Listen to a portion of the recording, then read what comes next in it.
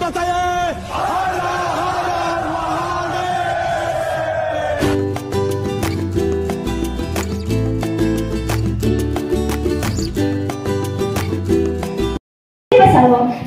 एखाद्या झाडाखाली बसावं, झाडाखाली विंचू निघावा, विंचवाला मारण्यासाठी दगड उचलावा, दगडाखालून साप निघावा, सापाला बघून पळत सुटावं, पळता पळता विहिरीत पडावं, विहिरीत मगर दिसावी, मगरीपासून वाचण्यासाठी पुन्हा वर यावं, वर यावं तर वाघ दिसावा, वाघापासून वाचण्यासाठी पुन्हा त्याच विहिरीत उडी टाकावी, उडी टाकता टाकता एका फांदीला पकडावं, फांदीचं मऊळ उठावं आणि मधाचा थेंब तोंडात पडावा.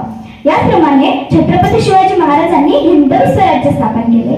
सन्माननीय व्यासपीठ, व्यासपीठावरील मान्यवर सर्वांना मी अभिवादन करते. मी स्नेहल गौडमिरकुटे, मी माझ्या भाषणाला सुरुवात करते.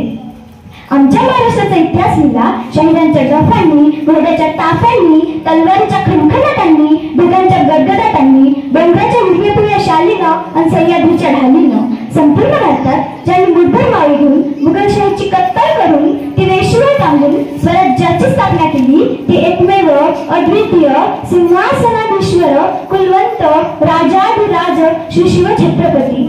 सह्याद्रीच्या गडाकाभरातून हिंदवी स्वराज्याची रुळी ठोकणारा सह्याद्रीचा बाणेदार अष्टपैलू जांतराजा छत्रपती शिवाजी महाराज. हिंदवी स्वराज्याची रुळी ठोकणारा सह्याद्रीचा बाणेदार अष्टपैलू जांतराजा श्री शिव छत्रपती शिवाजी महाराज यांचा जन्म इसवी सन 19 फेब्रुवारी 1630 रोजी शिवनेरी किल्ल्यावर झाला. अरे अंधार होत चालला, आता दिवा पाहिजे, माझ्या देशाला शुभांसारखं युवा पाहिजे. त्यांच्या मातेचं नाव जिजाई, पित्याचं नाव शहाजी भोसले. दिल्लीपतीचा नरडीचा घोळ घेणारे राजा आम्हाला सिंहरूपात दिसतात. हवा वेगाने नव्हती, हवेपेक्षाही त्यांचा वेग होता.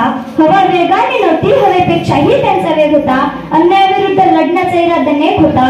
असा जिजाऊचा शुभा लाखात नाही तर जगात एक होता. हिंदवी स्वराज्य उभारताना शत्रू बल्लाढ्य होते, पण शिवरायांनी हिंमत सोडली नाही. काळ कठीण होता, पण स्वाभिमान सोडला नाही. बादशहाच्या बाजूने लाखो लोक होते, पण शिवरायांनी न्यायाची बाजू सोडली नाही. महाराजांच्या आदर्श शासनाबद्दल मी तुम्हाला 2 उदाहरणं सांगते.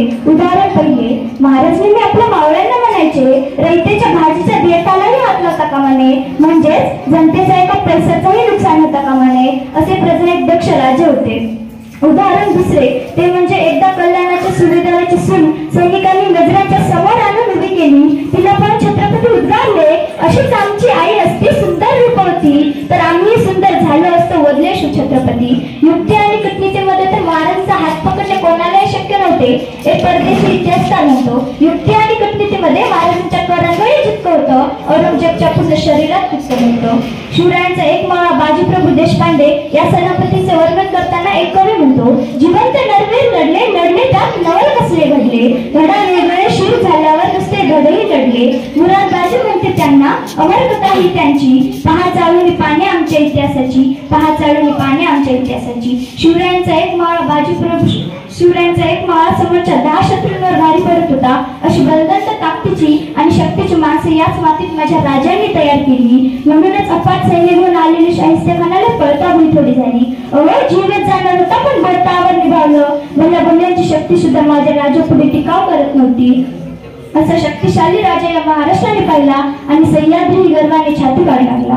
फुलाचा इतिहास लिहिला कळ्यांनी, रात्रींचा इतिहास लिहिला चांगल्यांनी, आणि आजही स्वाभिमानाने जगतो आहे, कारण आमचा इतिहास लिहिला शिवाजी महाराजांनी.